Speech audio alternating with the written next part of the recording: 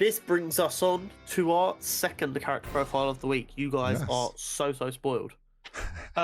With Black Adam coming up, I wanted to get one more Black Adam character profile in, and it is on Atom Smasher, who we also saw in the trailer. He's the big guy. So let's talk about him. Atom Smasher, aka Albert Rothstein, first appeared in All-Star Squadron number 25 all the way back in September 1983. About a week after Hori was born.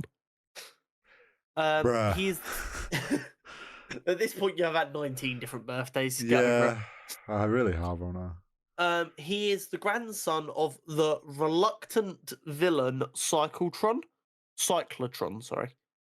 By reluctant villain, I can only assume it means he stole because he had to feed his family and not because he wanted to take over the world. Yeah. But he is the godson of the Golden Age Atom. Okay. Who was Al Pratt, which is where his A name and good versus evil alignment seems to have landed. Okay. After Black Adam, as we said last week, reformed after fighting Shazam a number of times, Black Adam joined the JSA. He proved that he was a good guy, and they went, okay, you can come work with us. And while on the JSA, him and Atom Smasher became very good friends, with Adam considering him as the brother that he never had. Oh, how cute. However, Adam is still an anti-hero. So Adam uses relationship to kind of destabilize Atom Smasher's belief and conviction in the JSA's very strict morals, i.e. hurting people and killing people and stuff like that. So using that, him and Atom kind of pushed back on the JSA to allow them to be a little bit more forceful. Which obviously they were like, no, we are heroes, not murderers. At which point Adam and Atom then went, right, fuck you, then we're off. Oh. And then as part of that, they kind of helped each other with their vendettas, I guess. With Adam helping Atom kill his godfather's murderer, I believe. Don't quote me on that one, though, that might be wrong. But I know for a fact that Atom Smasher helped Black Adam overthrow the new dictatorial government of Kahndaq. Oh. By any means necessary. Bros taking over the world together. Yeah.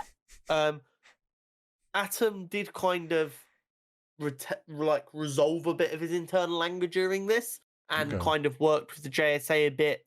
Once the government had been overthrown and they needed to restabilize Kahndaq, the JSA kind of arrived like, okay, this is like a whole ass war. What the fuck's going on? So they kind of worked together a little bit then.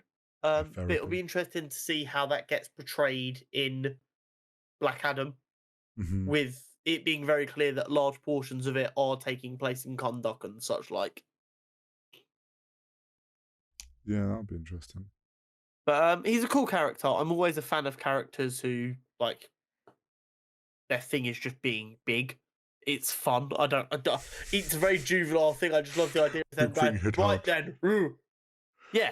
It's the same reason when watching Power Rangers we went nuts when they got into the Megazord. It's morphin' and they time. Combine, and you're like, oh my god, look how big it is.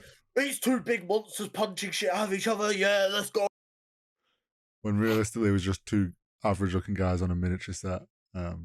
Or even more realistically, it was two big action figures on a tiny set made to look huge. Do you want to know something funny though? I knew nothing of Atom Smasher. I don't really know much about the whole Shazam stuff. The JSA is proper old school stuff, to be fair. But when I read Atom Smasher, my brain read that as Adam Smasher from Cyberpunk. I see. Yeah, I took that a whole different way just then. I thought you assumed it was going to be Black Adam's like secret boyfriend. No, I took it as Adam Smasher from Cyberpunk because I'm getting through more of the show on Netflix. I'm really enjoying it. It's so fucking good. I can already tell it's going to break my heart. I can just see it happening already. and I'm not. I'm not looking It's, forward to it's that. fine. You'll But it is.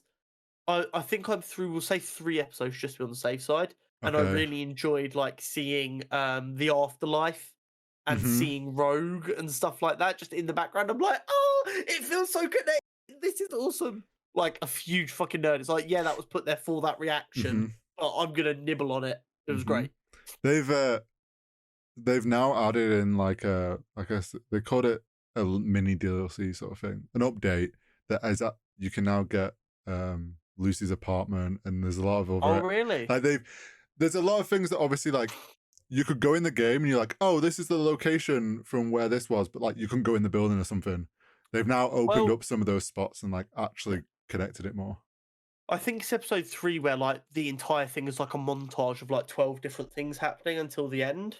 But the bit where him and Maine are sitting there drinking, Hmm. that scrapyard, I'm pretty sure there's a mission where you have to infiltrate it and kill a bunch of guys there. Mm-hmm. Just based on the way they had the like boxes lined up, I was like, I'm pretty sure I killed a bunch of guys here. And it's just really cool that it can even have me thinking that while watching the show.